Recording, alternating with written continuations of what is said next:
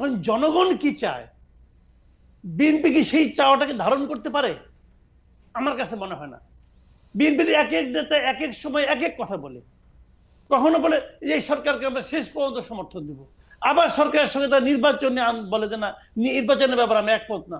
আবার আরেক নেতা দেখলাম বলে যে আমরা প্রতিদিন বলবো আপনারা অনির্বাচিত ম্যান্ডেট প্রাপ্ত না, এগুলি বলে। মানে এই সমস্ত কথার নানা রকম কথামালা দেখি আমরা। বিএনপি যেহেতু যদি এখন নির্বাচন হয়, ধারণা করে নেওয়া হয় যে বিএনপি ক্ষমতায় আসবে, সব দিক থেকে বিএনপির প্রতি কিন্তু একটা আক্রমণের চেষ্টা আছে, এবং বিএনপিও সেই চেষ্টাটা মানে সেই গোবর গু গায়ে মেখে আরও গোবর গু উৎপাদন করার ব্যাপারে তারা নিজেরাও বেশ সচেষ্ট আছে। আপনি যদি বিএনপির প্রসঙ্গটা একটু বলেন।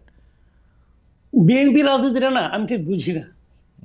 এটা হলো, আমি আগে যেমন ধরেন আপনার আওয়ামী লীগের আমলে তারা যে রাজনীতিটা করতেন সেটাও অতটা বুঝতাম না। এখন তারা যে রাজনীতিটা করছেন এটাও আমি বুঝি না। একটা রাজনৈতিক দলের মূল কাজটা কি? একটা রাজনৈতিক দলের মূল কাজ হলো দেশের সংখ্যাগরিষ্ঠ জনগণের যে চিন্তা, সেই চিন্তাটাকে ধারণ করা এবং সেই অনুযায়ী কাজ করা। এটা হলো একটা রাজনৈতিক দলের মূল কাজ। এখন বিএনপি কি চায়? বিএনপি, আমি খুব একটা ছোট্ট একটা এক্সাম্পল দিয়ে বলি। বিএনপি বলছে যে নির্বাচন দেন, এটা তো বলছে তারা নানা ভাবে বলছে, কখনো সরাসরি বলছে, কখনো আরে ঠারে বলছে তো। এবং সরকার তাদের এই চাওয়ার জন্য একটুও তার সিদ্ধান্ত থেকে সরে আসে নাই। সিদ্ধান্তটা কি সরকার নেবে যে কবে নির্বাচন হবে কি না হবে? না, সরকারকে সেই ম্যান্ডেট দেওয়া হয় নাই। সিদ্ধান্ত নেওয়ার দরকার, দায়িত্ব সরকারের না, একক দায়িত্ব সরকারের না, সিদ্ধান্ত নেবে জনগণ। এখন জনগণ কি চায়, বিএনপি কি সেই চাওয়াটাকে ধারণ করতে পারে? আমার কাছে মনে হয় না। বিএনপির এক এক নেতা এক এক সময় এক এক কথা বলে। কখনো বলে যে এই সরকারকে আমরা শেষ পর্যন্ত সমর্থন দিব, আবার সরকারের সঙ্গে তার নির্বাচন বলে যে না, নির্বাচনের ব্যাপারে আমি একমত না।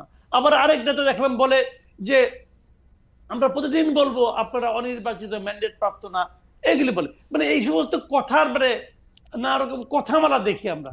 বাট আমি আপনাকে সিম্পলি বলি, এই দেশের মানুষ বিএনপি কি না চায় আমি জানি না, আমার জানার দরকার নাই। কে নির্বাচন হলে বিএনপি আসবে না, আওয়ামী লীগ আসবে না, জামাত আসবে না, ছাত্ররা আসবে না, ডক্টর ইউনূস আসবে, এটা নিয়ে আমার কোনো মাথা ব্যথা নাই। আমার কথাটা হলো আমি আমার ভোটটা দিতে চাই।